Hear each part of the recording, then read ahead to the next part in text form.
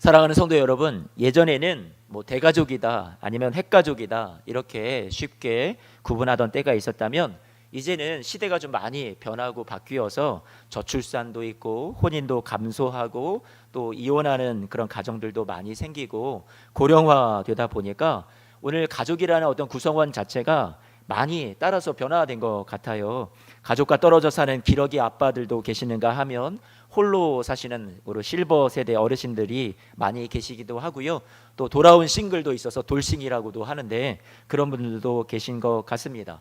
부모와 자녀 가구가 있는가 하면 함께 사는 또 부부 가구만 또 계시기도 하고 한부모 또는 우리 조부모 가정들도 많이 있기에 우리가 이렇게 5월의 가정의 달을 맞이하면서 제가 아직 출가를 하지 않은 그런 미혼 우리 자녀들을 가정을 대상으로 설교를 한다라는 것도 어려운 것 같아요. 그래서 이렇게 5월 달이 되면 어떤 가정에 맞는 설교를 해야 되는지 목회자로서는 참 고민이 되지 않을 수 없습니다. 그래서 오늘 여러분들에게 이렇게 오늘 모든 성도들이 다 함께 오늘 말씀을 통해서 듣고 함께 공감할 수 있는 그런 말씀을 나누어야 되지 않을까 그렇게 고민하다가 오늘 본문의 말씀 마가복음 3장의 말씀을 통해서 여러분들에게 모두에게 주실 수 있는 하나님의 말씀을 찾아보았습니다. 우리 혈연으로 맺어진 가족들이 아니다 하더라도 하나님께서 저와 여러분들에게 사랑으로 또 맺어주신 가족의 의미가 오늘 말씀 속에 담겨 있는 것 같아요. 우리 함께 찾아보면서 말씀에 담긴 주님께서 우리에게 주시는 교훈과 뜻을 가슴에 새기는 시간을 갖도록 하겠습니다. 마가복음 3장을 같이 보면 마가복음 3장 전체의 배경 속에 예수님께서 안식일에 한쪽 손이 말라가고 있는 사람을 고쳐주십니다. 안식일에 생명을 살리는 것이 옳다 말씀하시고 그리고 그를 고쳐주시지만 이를 미워하는 사람들이 있었어요. 각지에서 수많은 사람들이 예수님을 만나기 위해서 찾아옵니다. 병든 사람들, 귀신 들린 사람들, 가난한 사람들, 그 당시에 하나님의 가족이라고 여겨지지 않고 홀대받았던 사람들이죠. 하지만 이 사람들이 많이 고침을 받고 회복되는 거예요. 예수님께서 가르쳐 주신 하나님의 나라의 복음을 들으면서 그들 안에 소망이 생겨나게 됩니다.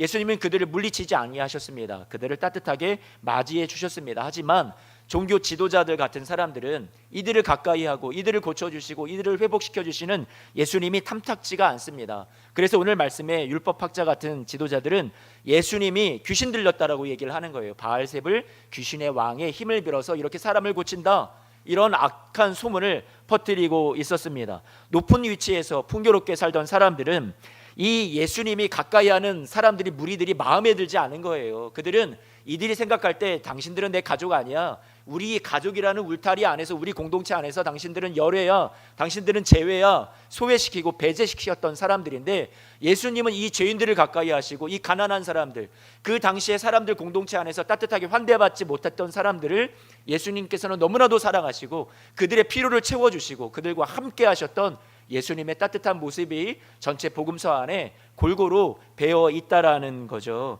예수님께서는 이렇게 말씀하십니다. 이들이 탐탁치 않게 여기고 죄인들과 어울린다고 하고 예수님은 귀신에게 힘을 받아서 이렇게 사람들을 고쳐준다 하는 그들에게 예수님께서 하신 말씀이 무엇이냐면, 나는 지금 사탄을 묶고 이 많은 불쌍한 사람들을 하나님의 가족으로 인도하는 일을 나는 지금 하고 있다. 그런데 이것을 너희들이 모독하는 것은 하나님의 일을 모독하는 것이고 성령을 모독하는 것이다 하여서 마가복음 3장 29절 말씀에 이렇게 말씀합니다. 누구든지 성령을 모독하는 자는 영원히 사하심을 얻지 못하고 영원한 죄가 된다라고 예수님께서 그들을 향해서 따끔하게 말씀을 하시죠. 예수님이 귀신 들렸다라는, 귀신의 왕의 힘을 빌어서 이렇게 사람들을 고치고 사람들을 선동하고 다닌다라는 이런 나쁜 소식이 전해지자 예수님의 어머니 마리아와 그의 동생들이 예수님을 만나기 위해서 찾아오는 것이 오늘 본문의 말씀입니다. 예수님을 만나러 찾아오셨는데 마태복음 13장을 보면 예수님에게 남동생들이 있었대요. 그 형제들의 이름은 야고보, 요셉, 시몬, 유다라고 소개하고 있습니다. 그리고 예수님에게는요, 육신적으로 누이 동생들도 있었어요. 여동생들도 있었다라고 성경은 알려주고 있어요. 그래서 오늘 본문에 나온 것이 마리아 어머니와 그리고 그의 동생들, 남자 동생들과 우리 누이 동생들까지도 함께 찾아왔던 것으로 보입니다. 예수님 주위에 있었던 사람들이 이날도 집안에 있어서 예수님이 하나님 말씀을 가르치고 그 사람들에게 소망을 주고 그들에게 하나님 나라를 선포하고 계시는데, 그들이 주위에 둘러 앉아 있다가 예수의 가족들이 찾아온 것을 알고 예수여 보십시오, 당신의 어머니와 당신의 형제 자매들이 밖에서 당신을 찾나이다, 이렇게 말씀해 주었던 거죠. 예수님께서 그 이야기를 들으시고 이렇게 말씀하십니다. 누가 내 어머니고 누가 내 형제냐, 이렇게 반문하시죠. 예수님께서 지금 자기를 낳아준 어머니를, 또 사랑하는 우리 동생들을, 가족을 무시하는 그런 발언을 하신 것은 아니었습니다. 예수님께서는요, 십자가에 돌아가실 때조차도 어머니에 대한 염려를 잊지 않으셨어요. 십자가에서 마지막 숨을 거둘 수 있는 그 순간에도 사랑하는 제자 요한을 불러서 요한아, 이분이 앞으로 너의 어머니다 하고 자신의 육신의 어머니 마리아를 잘 돌봐줄 것을 제자 요한에게 부탁했던 것을 볼 때 예수님은 끝까지 당신이 죽어가는 순간에도 효심이 지극했던 것을 우리는 볼 수 있습니다. 그러니 지금 자신을 찾아온 어머니를 무시하는 발언이 아니라, 여러분 여기에서 저들은 내 어머니가 아니고 저들은 내 가족이 아니다라고 부정하신 것이 아니라, 그것을 이 사람들이 알려준 이야기를 듣고 다시 질문으로 맞받아서 물으신 것일 뿐이라는 거예요. 둘러앉은 사람들에게 보아라, 이렇게 얘기를 이어나가십니다. 여기 있는, 여러분 한번 말씀을 볼까요? 우리 34절 말씀입니다. 34절 말씀 같이 한 번만 좀 보세요. 뭐라고 말씀하세요? 보아라, 여기 주위에 둘러앉아 있는, 이렇게 소외되고 이렇게 마음 아프고 힘들어하는 당신들이야말로 뭐라고 얘기해요? 내 어머니고 내 형제요 내 자매들이다라고 예수님께서 말씀하시고 선언하셨습니다.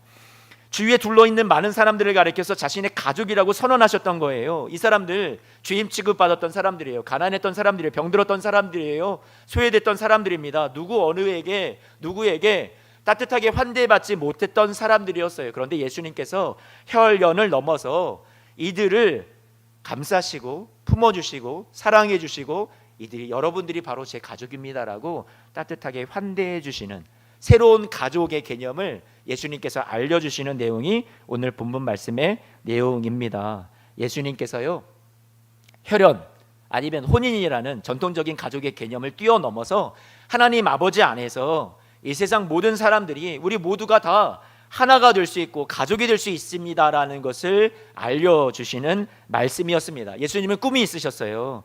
예수님께서는 이런 가족 공동체, 하나님 아버지를 믿고 그 안에서 모두가 다 가족이 되는 그런 꿈과 소망을 가지시고 하늘나라를 선포하시는 예수님의 모습을 오늘 말씀에서 우리가 눈여겨볼 수 있습니다.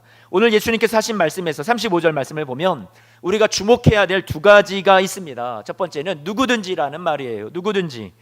여러분, 당시에 모인 사람들, 가족으로 당시 사회에서 따뜻하게 받아들여졌던 사람들이 아니었다고 말씀드렸죠. 외면되었던 사람들, 아픔을 많이 겪었던 사람들이었습니다. 그런데 예수님께서 누구든지라고 말씀하시면서 여러분들 예외가 아닙니다. 여러분들도 하나님 나라에서 하늘나라 가족으로 여러분들은 제외되지 않았습니다. 여러분들 다 나와 함께 예수님 안에서 하늘나라의 한 가족입니다라고 예수님께서 선언해 주신 거잖아요.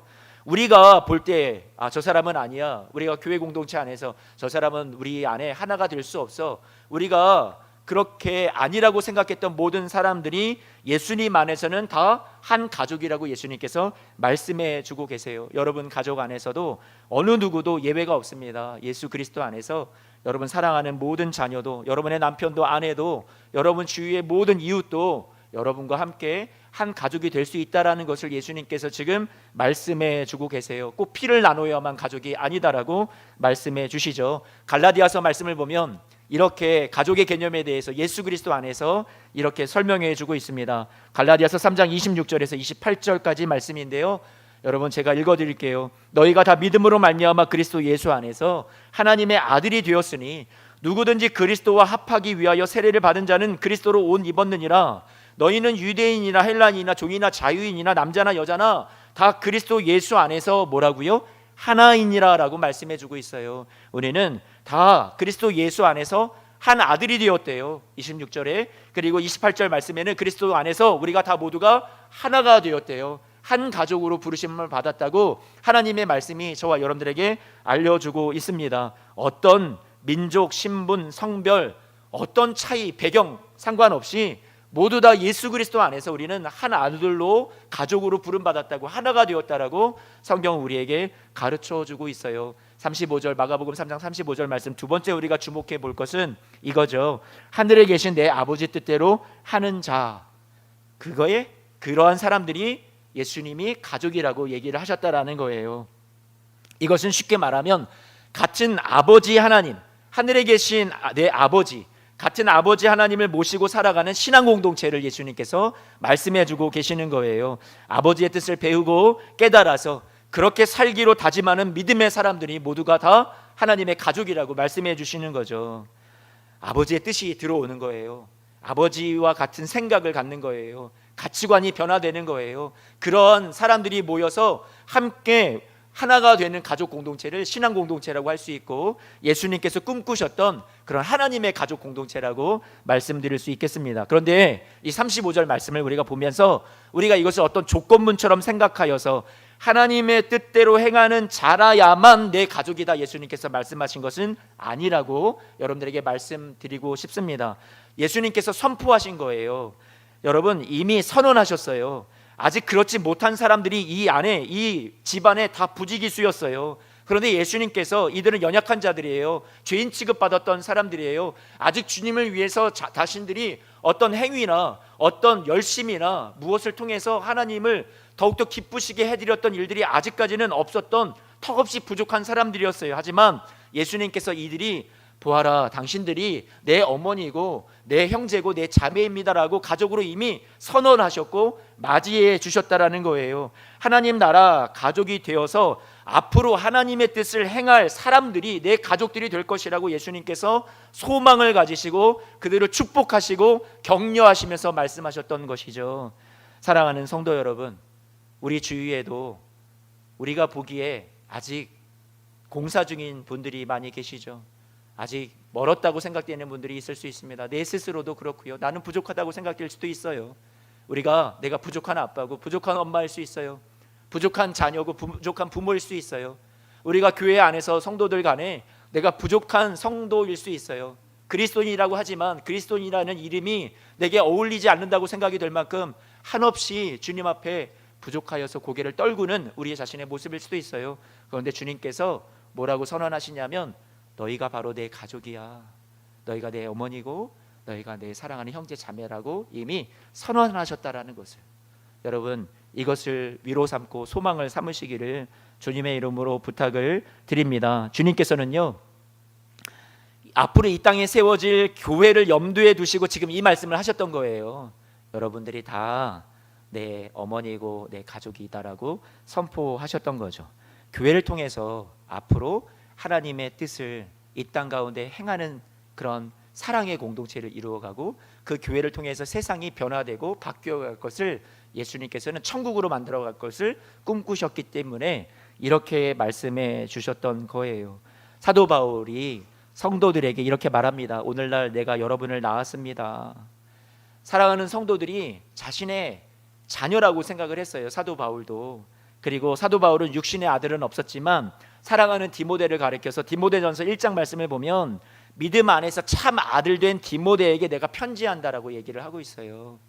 우리 교회 공동체 안에서도 얼마든지 우리는 가족이 될 수 있다라는 것을 성경은 얘기해 주고 있습니다. 가족이라는 것, 여러분 이 말의 의미를 한번 우리가 좀 생각해 보았으면 좋겠어요. 여러분, 가족이 뭐예요? 가족이라는 게 뭐죠? 한자로 가족이라는 의미를 살펴보면 이렇게 될 수 있습니다. 가짜라는 말, 간머리 지붕, 집에 지붕이 있는데 그 밑에 돼지 시자가 그려져 있는 게 가짜예요.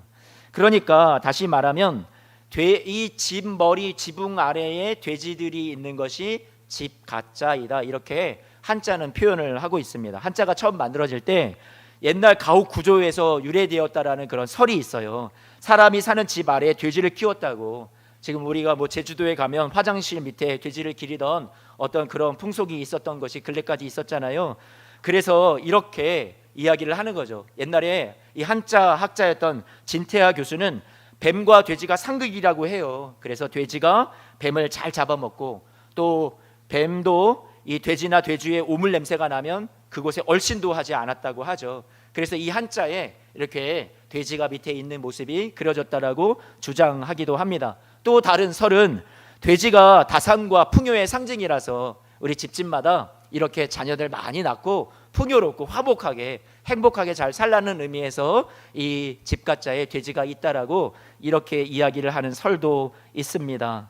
또 여러분, 이어령 씨는 무엇이라고 얘기를 하냐면, 문화부 장관을 지냈던 이어령 씨는 이렇게 얘기해요. 이 모든 이야기 위에 얘기했던 것은 다 틀렸고, 가족이 사는 집의 실제 뜻은 제사 공간이라는 거예요.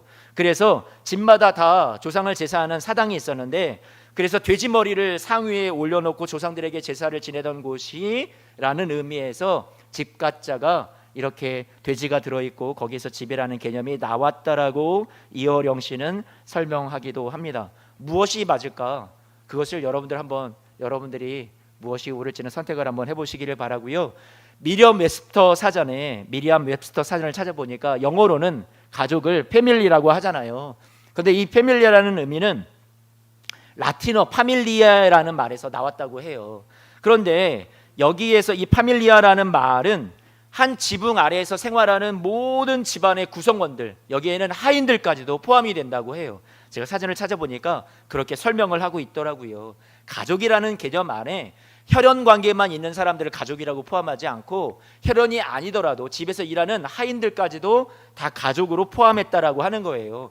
구약 성경에 나온 가르침에도 혈연을 통해서 맺어진 가족관계뿐만 아니라 집안에 있는 종들이며 그 집에 잠시 머무는 나그네, 이방인들, 외국인들이 잠시 머물더라도 그들을 가족과도 같이 여겨주어라고 말씀하시는 구약 성경에 나온 가족의 개념과도 동일한 것을 볼 수가 있습니다. 혹자는 이렇게 설명해요. 여러분 지금 이렇게 스크린에 떠 있죠. Father and Mother, I love you. 이게 뭐예요? 이게 패밀리다. 앞글자만 따서 이게 패밀리다라고 누군가 얘기를 하더라고요. 여러분, 가족이라는 말의 개념에 이런 뜻이 담겨 있다라는 거예요. 여러분들에게 가족이라는 말 말고 또 한 가지를 멋진 표현이 있어서 오늘 좀 소개하고 싶은 것이 있습니다. 그것은 여러분 식구라는 말이에요. 식구. 오늘 설교의 제목이기도 하죠.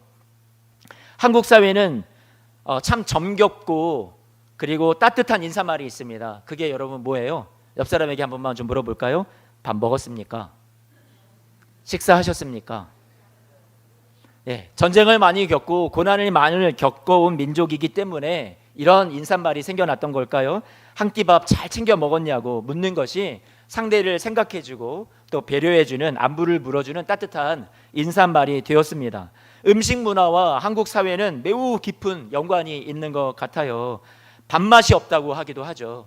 여러분, 사람을 만날 때도 밥맛 없다는 표현을 하는데요. 왜 그렇게 표현을 하는지는 잘 모르겠어요. 싫은 사람을 만날 때 우리는 밥맛이 없다고 표현합니다. 또 반대로 좋아하는 사람을 만나면 뭐라고 얘기해요?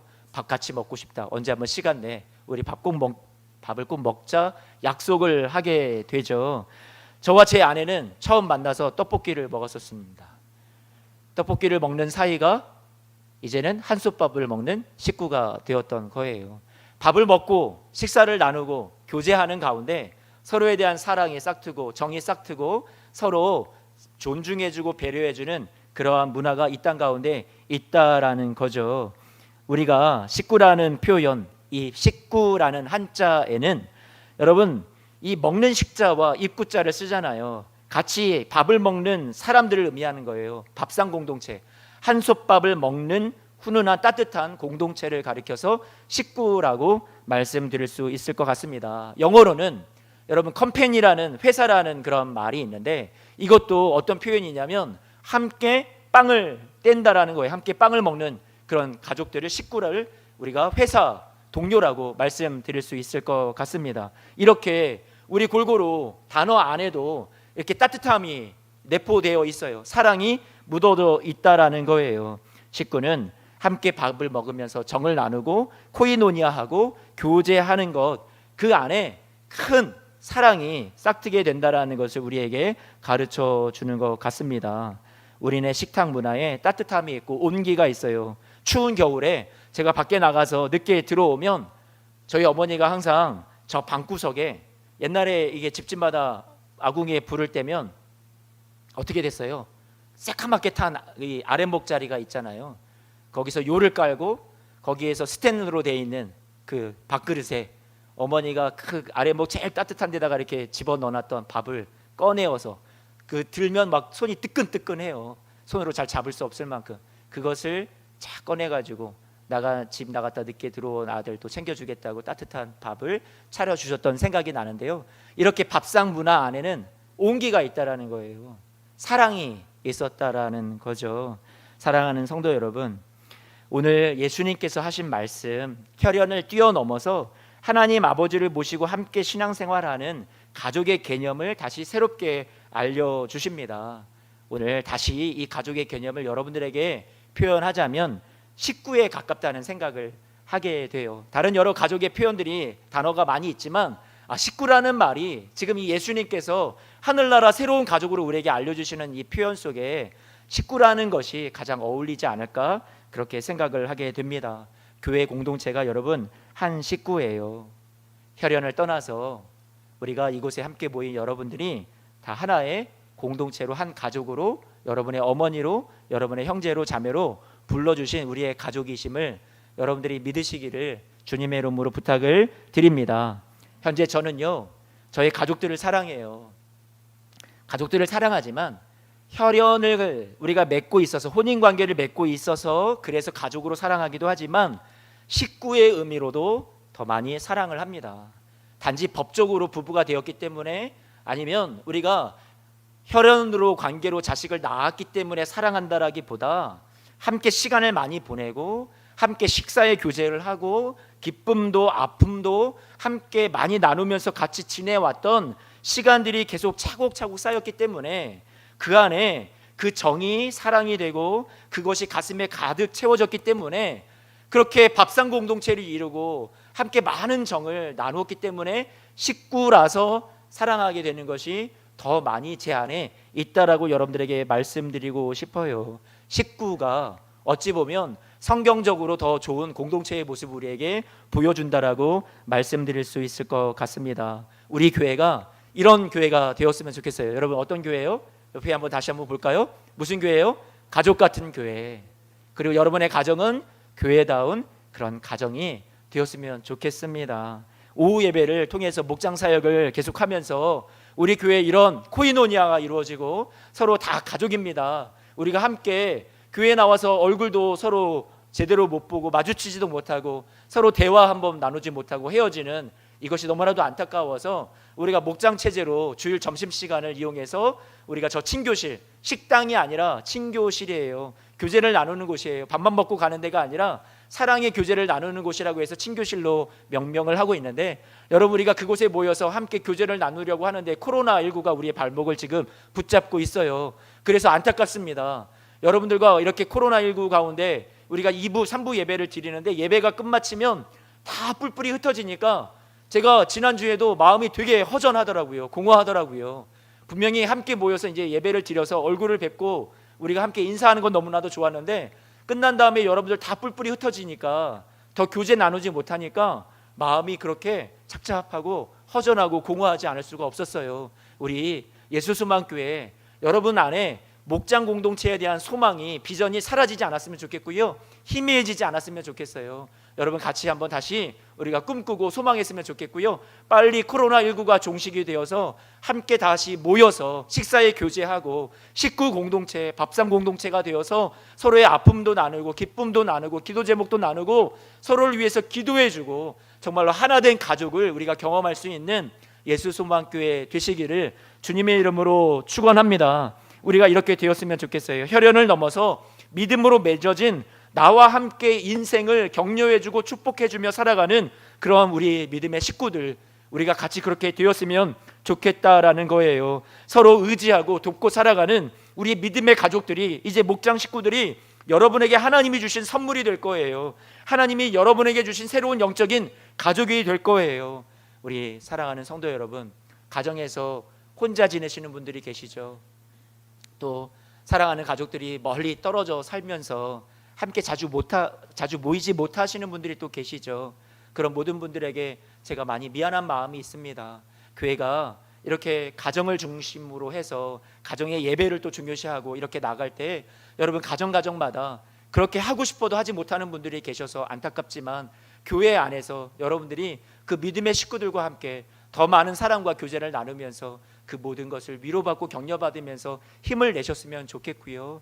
또 가정 안에서도 여러분들 가정에서 예배가 살아나고 자녀들과 함께 예배하고 말씀을 나누고 서로 축복해주고 기도해 줄 수 있는 그런 식구 공동체, 식탁의 교제가 여러분들의 삶에 가정에 더 넘쳐나게 되시기를 주님의 이름으로 축복합니다. 가정의 달을 맞이해서 이 말씀을 여러분들에게 권면하고 드려요. 우리 가족처럼 소중한 것이 없습니다. 여러분 사랑하는 가족들을 위해서 계속해서 눈물로 기도하고 계시는 것을 알고 있는데요. 여러분의 가정이 천국이 되시기를, 또 가정이 다 예배하는 그런 예배 공동체가 되시기를, 그리고 우리 교회에 오셔서 가정 안에서 누리지 못하고 또 마음이 아프고 그리고 외로우신 분들이 있다면 우리 교회 공동체에 오셔서 그렇게 함께 기쁨을 발견하고 함께 위로받고 힘을 얻어서 저 천국에 가는 그날까지 늘 승리하면서 살아가시는 우리 사랑하는 예수소망교회 공동체가 되시기를 주님의 이름으로 축복합니다. 말씀을 마칩니다. 던킨 도너츠, 하겐다즈 아이스크림, 허쉬 초콜릿, 베스킨 라빈스, 여러분 이거 뭔지 아세요? 다 건강에 안 좋은 거라고 조금 여러분들이 생각할지 모르겠는데 이것의 공통점은요, 세계적인 그런 먹는 어떤 식품의 브랜드죠. 어려서부터 밥상에 앉아서 예배 훈련 그리고 삶에 대해서 부모님들과 모여서 깊은 대화를 나누었던 유대인들로부터 시작된 그런 유명한 회사들이에요. 먹는 음식들이에요.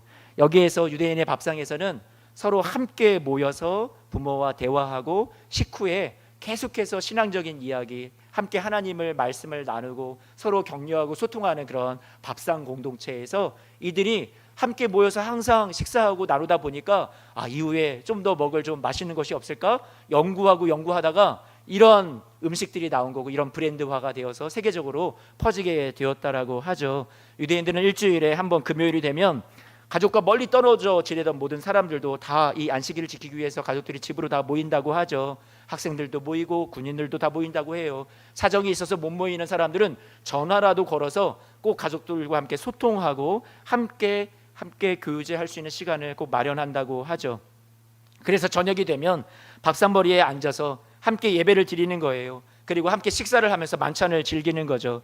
가족들끼리 모여서 옷을 말끔하게 차려입고 양초를 켜고 식사를 하면서 예배를 드리기 때문에 그들은 그 예배의 자리, 자신들의 가정을, 식탁을 가리켜서 여기가 제단이라고 그렇게 불러요. 예배의 처소라는 거예요. 그리고 맛있는 음식을 먹으면서 함께 하기 때문에 아이들도 지루해하지 않는데요. 우리도 가정을 예배를 드릴 때 아이들에게 막 신앙을 강요하기보다 이곳을 정말로 재밌는 곳으로 또 기쁜 곳으로 만들어 준다면 아이들이 함께 예배할 수 있기에 더욱더 좋지 않을까 생각을 하게 됩니다. 소통이 이루어지고요. 부모에게, 우리 자녀들에게 자신들의 것을 막 강요하는 것이 아니라 아이들의 이야기를 들으면서 부모들을 더 이해할 수 있는 아이들의 마음이 넉넉히 생기기도 하고 부모들은 또 아이들을 더 잘 이해하는 그런 좋은 관계들이 이 안에서 맺어진다라고 해요. 또 혼자 밥상을 어머니가 혼자서 차리는 것이 아니라 장 보는 것에서부터 밥상을 준비하는 모든 과정 속에 자녀들도 남편들도 함께 달려들어서 함께 준비하고 함께 만찬을 준비하면서 그렇게 아름다운 밥상 공동체, 식구를 이들은 삶에서 이렇게 매 주마다 재현해 낸다라고 하죠. 사랑하는 성도 여러분, 저는 우리 교회가 이렇게 되었으면 좋겠어요. 코로나19로 인해서 가정 안에서 예배하지 못하고 우리 교회 안에 나와서 공동체 예배하지 못하고 힘든 시기를 우리는 보내고 있어요. 위기라 하지만 함께 모일 수 있고 같이 밥 먹을 수 있는 시간들이 더 많아졌다고 생각이 돼요. 여러분, 같이 가정 안에서 이런 밥상 공동체 또 예배 공동체를 같이 만들어 갔으면 좋겠어요. 자녀들과 함께 그 기쁨의 시간을 만들어 주고요. 서로 소통할 수 있는 시간들을 충분히 나눌 수 있는, 일주일에 단 한 번만이라도 가정 예배를 여러분들이 살려나갈 수 있는 우리 사랑하는 성도님들의 가정이 되었으면 좋겠고요. 그리고 가정 안에서 이것을 하지 못한다면 여러분들이 또 교회 안에서, 앞으로 목장 안에서 나의 사랑하는 가족들은 저 목장 안에 있어 하고 목장 안에서 위로받고 소망을 얻는 꼭 여러분들 되셨으면 좋겠습니다. 기도하겠습니다.